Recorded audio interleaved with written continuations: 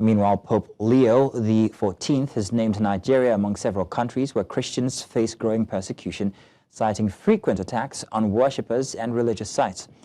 In a message shared on his official X account, the pontiff urged prayers for peace and solidarity, expressing concerns for nations like Bangladesh, Mozambique, and Sudan as well. He also called for prayers for families in Kivu, DR Congo, where recent massacres have claimed civilian lives. The Pope's remarks echo earlier concerns from international actors, even as Nigeria's government maintains that the country remains a secular state.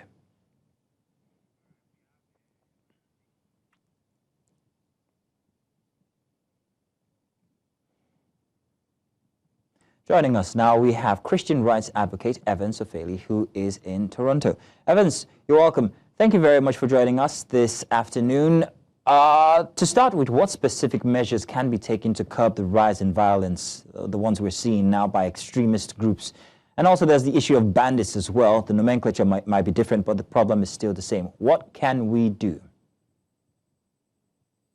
That's what we can do is to, having seen how disastrous and very wicked these people are, we need to go back to the roots.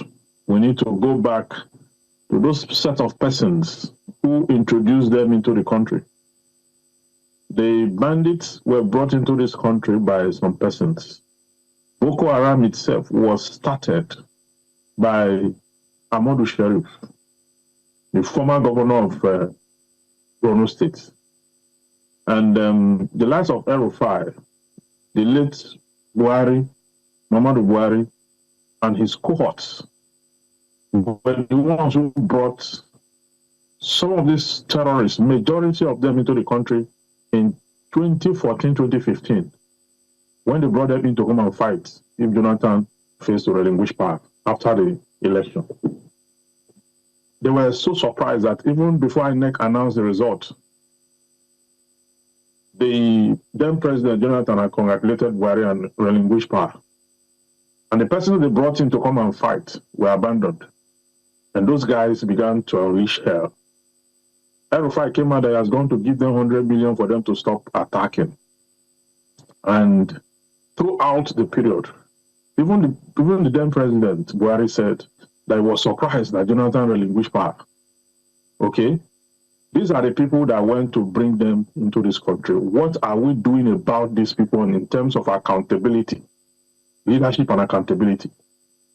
When we raised alarm at that time, they told us that these people are not from Nigeria. They were telling us the truth, really. But what they did not tell us is that they were the ones who went to bring them into the country. So why should we always discuss this issue without going to this direction? Why? This is the core, the heart of the matter. Those who have committed offense against this country, who brought in these people, must first be held accountable before we talk about what do we do about it. That's what the American government is saying. Because the American government labeling Nigeria as a country of particular concern is the same thing.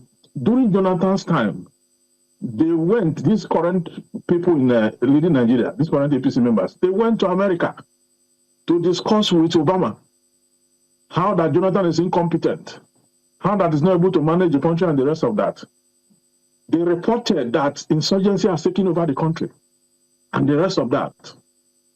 Now, under their own watch, under their own leadership, insurgency has doubled, attacks have doubled, killing against Christians have doubled, and all that. So America only went back to look at the report that this same government brought to them during Jonathan era. And Evans, and opened that case again. Evans, let me slow you down now, Evans. You've made plenty of claims here about individuals suspected to have actually brought these bandits in. But when we look at the ideals of these groups, first of all, Boko Haram, it's all against Western education. So to say that they were brought in for political misuse, let's put it that way, I'm not understanding here. So if you can, first of all, shed more light on that. And then secondly, explain how we can... That is a facade. It's on record. It's on record that Amadou Sharif formed this thing and instructed them to help him get second term. Okay, it's on record. If you go online, you will see this report. It's a security report I'm giving you. Okay, they started it that way. Then they said they're against Western education. It's a facade. They have political inclination, and they are largely used by politicians. So now that we find ourselves here, have many branches. Now that we find ourselves here, apart from bringing these people who you claim brought them into Nigeria or encouraged them fighting the system, what can the system do currently? What must we do to be able to alienate the problems that are being caused? Now, what the system can do is, like I said before, what the system can do first to hold them to account, then second, to adhere to the calling of the U.S. to address this killing. Because the U.S. made this expression that these killings must be addressed. And instead of us to go and look at the issues, people started playing politics with it. Even the government is saying that the U.S. is not correct. That it's not Christians that are being killed. I mean, let us be fair in this situation. When it started, they were putting explosives in cars and driving into churches, killing people and exploding. The UN building itself, the United Nations, which has its headquarters in New York, in Abuja, was a victim of the explosions. All right, then, Evans. Terrorist attack. Evans, just a second, Evans. Kaduna, Evans, and all these places. Evans, just a second, please. We have Solomon Dalyop. He's joining us now. He is the national president of the Birom Youth Molders Association. Solomon, you're welcome. Thank you very much for joining us. Can we confirm that you're here with us? I can't hear Solomon. Solomon, one more time, please. I say it's my pleasure to be here once again. Thank you very much. Good to have you inside this conversation. Solomon, you are in the eye of the storm. We'd like to know if anything has changed since the U.S. attention in Nigeria, designating Nigeria as a country of particular interest. Has anything changed since that attention? Is the Nigerian system working to see if it can calm the situation in areas like yours and other parts of Nigeria, especially the north?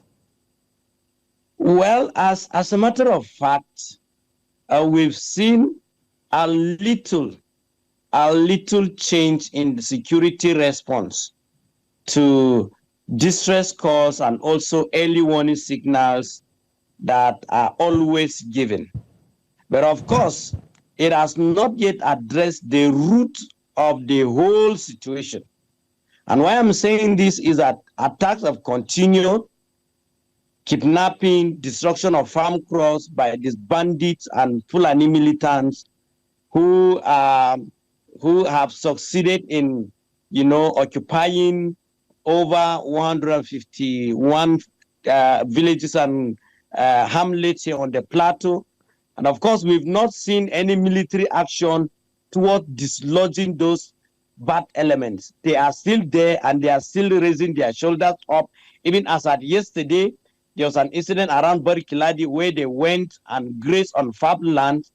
And when the locals went out to apprehend those cows, they hurriedly informed the security that this is what is happening to them, that they've come to attack them. And security used their security drone and trailed these young people who went to apprehend, people that have come to destroy their farmland. So you could see that all those collusion and what have you, are still playing out. And the sincerity of purpose in the whole operation has not yet been seen. Villages and communities are still under attack. Threats are there, and the names of individuals and villages are still coming up that have been targeted for possible elimination and attacks, despite the expression of interest in Nigeria's situation by proscribing Nigeria as a country of particular concern. And then, of course, the people have not yet, that is the BAT and then the militants have not yet entertained fear.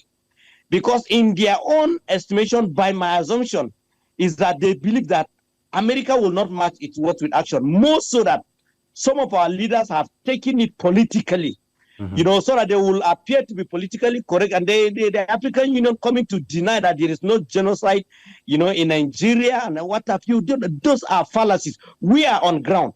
Okay. Where did they carry out that research from? Did they come to the grassroots to carry out such research so that it will be, the authority based, or just sitting in the comfort of their offices, to mislead the world, and then, of course, not helping the government to come up with, drastic measures towards addressing this menace and act of terrorism that people lives have been subjected to. And we must understand one thing.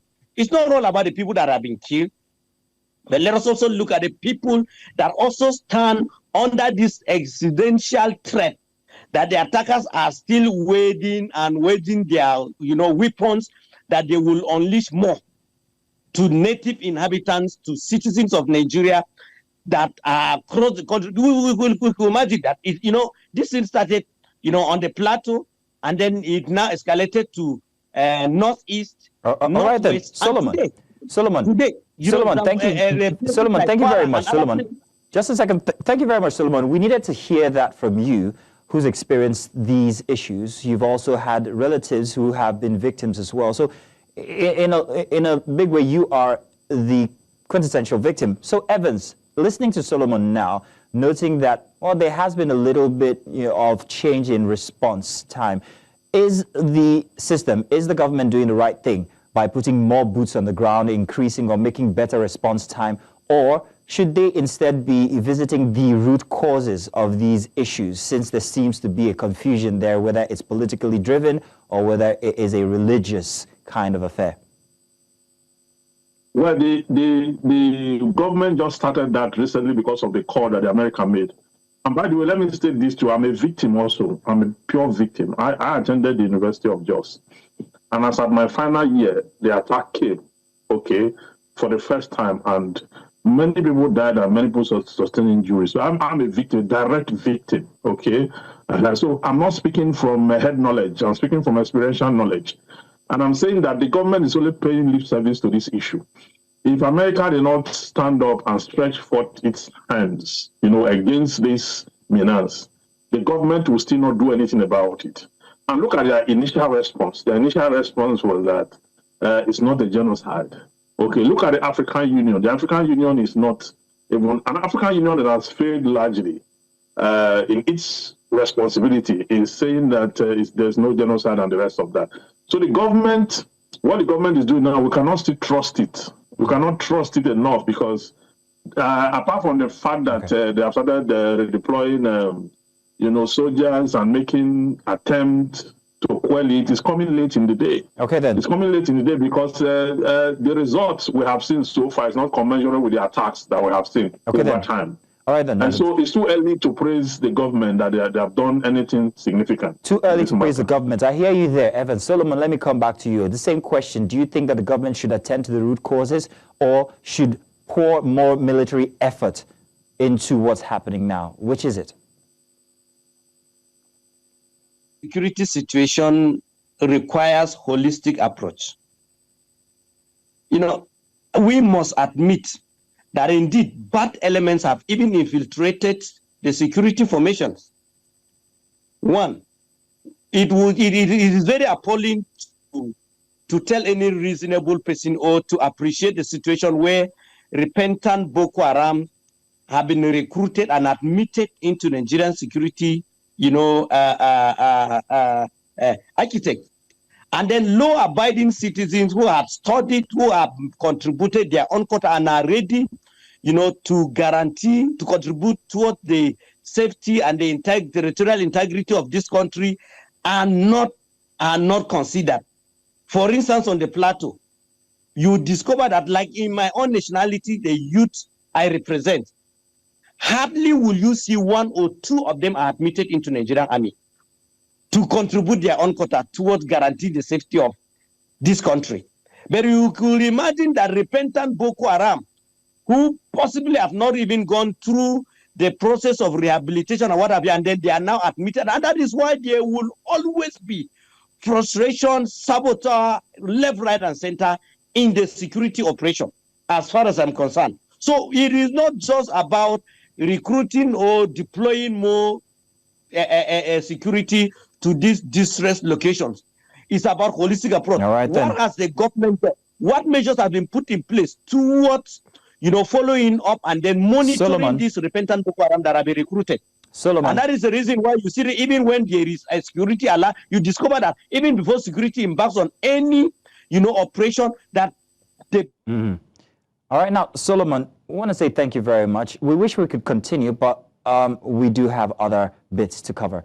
Thank you, Solomon, and thank you, Evans, for joining us for this conversation. We'll continue to follow and bring more detail to our audience. Thank you.